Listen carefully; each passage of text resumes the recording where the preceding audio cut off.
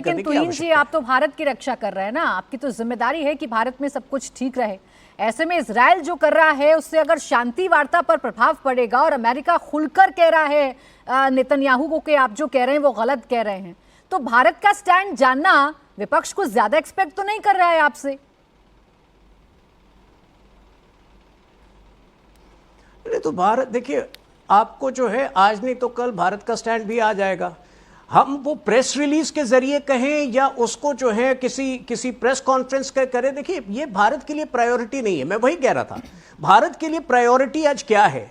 आज हमारे एनर्जी जो एक पूरा वैश्विक संकट बना हुआ है एनर्जी रिसोर्सेस को लेके, क्या हम भारत को उससे महफूज कर पाए हैं? हम बिल्कुल महफूज कर पाए हैं। बाकी देशों की स्थिति देखिए।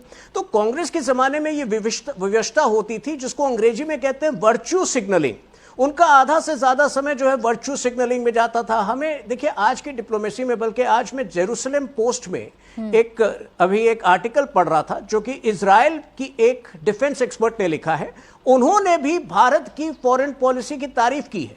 जो न्यूएंस्ड मल्टीलैटरलिज्म की हम बात करते हैं, नपी तुली बहुपक्षता की, वो एक सेल्फिशनेस नहीं है, वो हमारी जो है आगे बढ़ने का जो एक विश्व के समक्ष जो है हम एक मॉडल प्रस्तुत कर रहे हैं और कई और देश जो हैं वो इसी रास्ते पर अब आगे चल रहे हैं। ठीक है, आप तो स्पष्टता से कह रहे हैं कि भारत किसी का साथ नहीं देता, भारत शांति का पक्षधर है, भारत अपने हितों को साधना जानता है, लेकिन कांग्रेस क्यों बार बार सवाल पूछ रही है?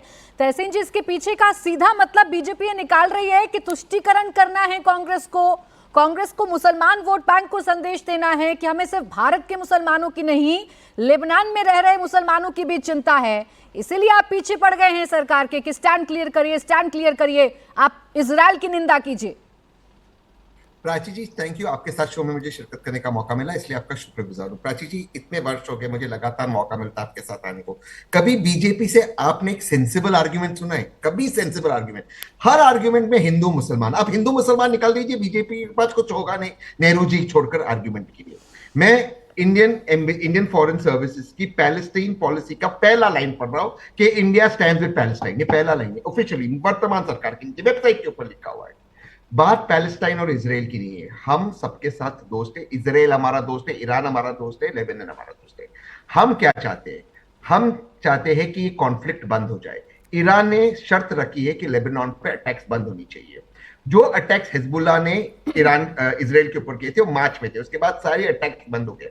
अब हम जून के अंदर है। ये 26 साल में सबसे बड़ा इन्वेजन इजराइल ने लेबनान पे किया है। बेरूट को क्रॉस कर दिया है, निर्वर को क्रॉस कर दिया है। डिस्प्लेसमेंट 1 मिलियन 10 लाख लोगों का हो गया। ये छोड़िए वो हिंदू है या मुसलमान है, अगर ये युद्ध चलता रहा ईरान पीस नहीं करेगा, ईरान मजबूर हो जाएगा इस लड़ाई में आने के लिए। और दूसरी चीज, जो अरब मुल्क इस वक्त भारत के साथ है, इसका श्रेय मैं आदरणीय प्रधानमंत्री को देता हूं। वो भी चले जाएंगे बिकॉज लेबनान पे अटैक अनएक्सेप्टेबल होगा। इससे स्ट्रेट ऑफ हुर्मुज भी बंद हो जाएगा, दूसरा स्ट्रेट भी बंद हो जाएगा। हिजबुल्लाह रेड सी पे अटैक करेगा। क्या कर रहे हैं? हम ग्लोबल साउथ के लीडर्स हैं, इसके लिए 2 लोगों को श्रेय जाता है, मनमोहन सिंह जी, मोदी जी। हमें स्टैंड लेना होगा। इजराइल के साथ हम हैं, 7 अक्टूबर को हम इजराइल के साथ हैं, लेकिन अब जबरदस्ती की लड़ाई बढ़ाना, जबकि शांति इतने क्लोज है, जबकि पीस इतना क्लोज है, ये हमारा कर्तव्य है कि हम अपने दोस्त को कहें बंद करें इस लड़ाई। ठीक है तहसीन जी, आप ये चाह रहे हैं कि इजराइल को हम खुले तौर पर क्रिटिसाइज करें, हम खुले तौर पर ये बताएं कि इजराइल जो कर रहा है, जो इजराइल कह रहा है वो गलत कर रहा है, जबकि लेबनान की तरफ से भी हमले हो रहे हैं, वो अलग मसला है। लेकिन बात सिर्फ इतनी है, हाँ हिजबुल्लाह की तरफ से हमले हो रहे हैं, लेकिन बात सिर्फ इतनी है तहसीन पूनावाला जी। हाँ, वोट बैंक का जिक्र इसलिए होता है, बांग्लादेश में कुछ भी हो जाए तो हमारा विपक्ष कभी नहीं कहता कि प्रधानमंत्री को स्टैंड लेना चाहिए। जब यूक्रेन और रशिया के बीच में युद्ध हो रहा था तो कभी हमारे विपक्ष ने यह नहीं कहा कि आप या तो रशिया के साथ खड़े हुई है या आप यूक्रेन के साथ खड़े हुई है। लेकिन चूंकि लेबनान का मसला है, मुस्लिम कंट्रीज का मसला है, तो आप चाहते हैं कि हम एक तरफ का स्टैंड लें, या तो हम इजराइल के साथ खड़े हो जाएं या तो हम लेबनान के साथ खड़े हो जाएं। ये है मुस्लिम तुष्टीकरण जो आरोप लगते हैं। एक लाइन में इसका जवाब दे देता हूं।